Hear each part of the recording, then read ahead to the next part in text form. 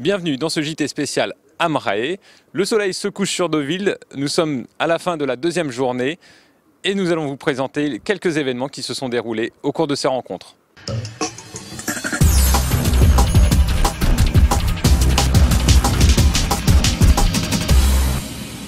Les 19e rencontres de l'Amrae se déroulent pour la deuxième année consécutive à Deauville. Le thème cette année est risques et ressources. Et à travers des sessions plénières, mais également des ateliers très spécialisés et des ateliers de formation, les participants trouvent à la fois des informations, mais également des lieux d'échange et de contact pour le business. Avec pas moins de 1900 personnes attendues sur 3 jours, la 19e édition de l'Amrae avait cette année pour thème risques et ressources. L'occasion pour les risques managers, les assureurs, les courtiers et les réassureurs de nouer contact et de cerner les principaux enjeux en matière d'assurance, de gestion des risques ou de problématiques internationales. L'Amrae 2011, c'est aussi des conférences plénières, des ateliers et des sessions de formation pour mieux comprendre les défis de gouvernance, de gestion de crise ou encore d'environnement. Pour sa deuxième année consécutive à Deauville, l'Amrae connaît un fort succès et s'inscrit comme un événement incontournable pour la profession. Pour attirer un public nombreux, l'Amrae n'hésite pas à faire venir des intervenants de prestige, comme vous allez pouvoir le constater.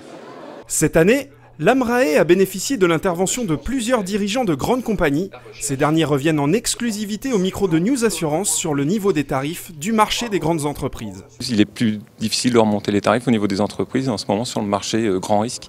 Et ça va venir. Les augmentations, nous sommes en bas de cycle. Je pense que les prix ont arrêté de baisser.